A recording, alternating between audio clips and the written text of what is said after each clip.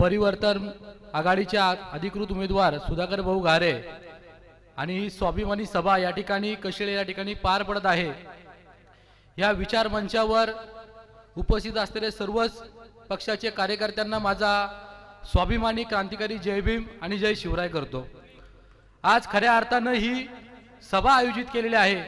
ही सभा बघताच आम्हाला लक्षामध्ये येतं की ही सभा आपल्या विजयाची सभा आहे आणि येणाऱ्या 23 तारखेची सभा याच्या पलीकडे भयंकर असणार आहे। आता विरोधकांना ही सभा बघून त्यांच्या पायाखालची जमीन ही हादरलेली आहे।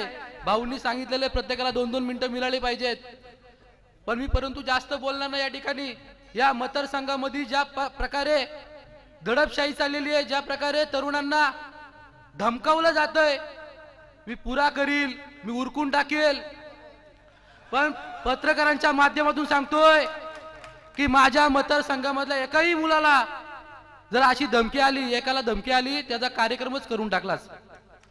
2 दिवस आम्ही त्या पोलीस स्टेशनला काढले। नेरळचं पोलीस स्टेशन केस घ्यायला घाबरत होतं। बाई समोर आमदाराची पार्टी आहे, बोला माझ्या हातामध्ये स्वाभिमान आणि भारतीय संविधान आहे, कुणाचा बाप आडवतो का बघतो मी, पण गुन्हा दाखल करून घे, बाकीचं बघतो बोला काय करायचंय।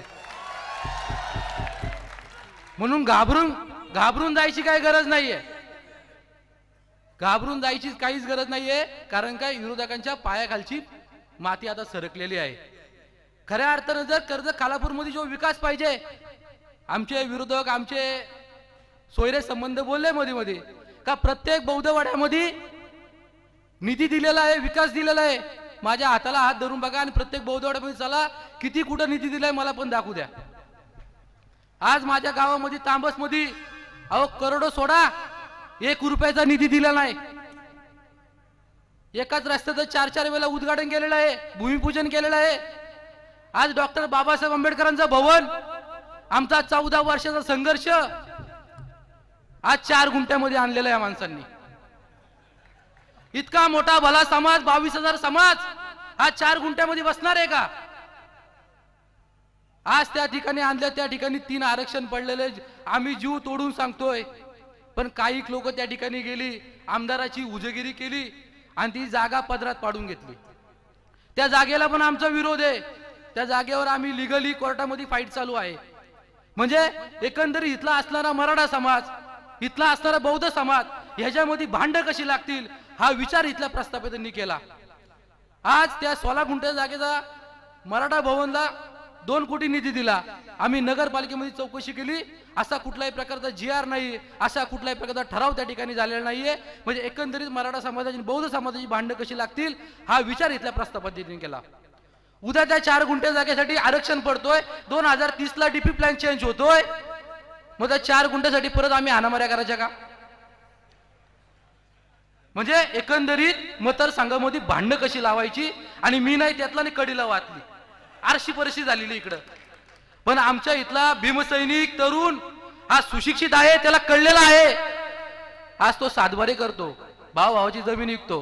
ही 4 गुंठे जागा रस्त्यावर कोणी पण इथलं कार्यकर्ता गेला लगेच सांगेल किती गुंठे जागा आहे, आणि समाजाला सांगितले 13 गुंठे जागा आहे। मग त्याचा बदला आम्ही या विधानसभेमध्ये 100% घेणार। आणि जो कोणी वल्गना करतोय का पूर्ण बौद्ध समाज त्यांच्या पाठीशी आहे, या स्टेजवर 95 बौद्ध समाज इथं उभा आहे। आमचा उमेश गायकवाड असेल, आमचा सुनील गायकवाड असेल, आमचा उत्तम भाई जाधव असेल, आमचा कुणाल गायकवाड असेल, आमचा सुशील जाधव असेल, आमचा आशिष कंडाकले असेल, आमचे सर्वच भीमसैनिक आमच्या भाऊसाठी आम्ही मैदानात उतरलेलो आहोत। बौद्ध समाजाचं वोटिंग, जे बौद्ध समाजाच्या वोटिंगवर राजकारण करण्याचं काम इथले हरामखोर लोक करतात, मी बौद्धांना अपील करतोय का आपले असे हरामखोर लोक येतील, त्यांना विचारा आंबेडकर भवन जागा किती गुंठे, आणि मग त्यांना उभे करा।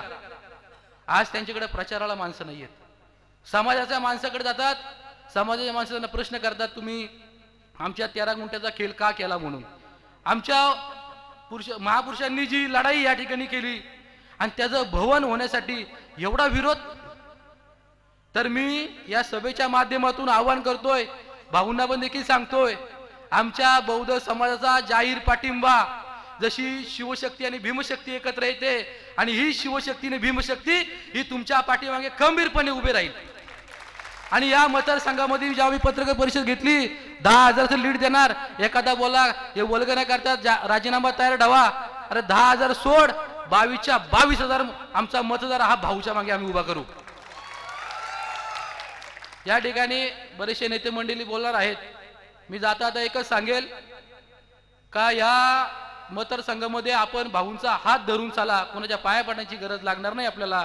आणि 20 तारखेला फक्त भाऊला जपा तुम्ही. येणाऱ्या 5 वर्ष जपण्याचं काम हे सुधाकर भाऊ नक्की करतील, हा आम्हाला विश्वास या ठिकाणी आहे. जय भीम, जय शिवराय, जय संविधान, जय पॅंथर, जय भारत.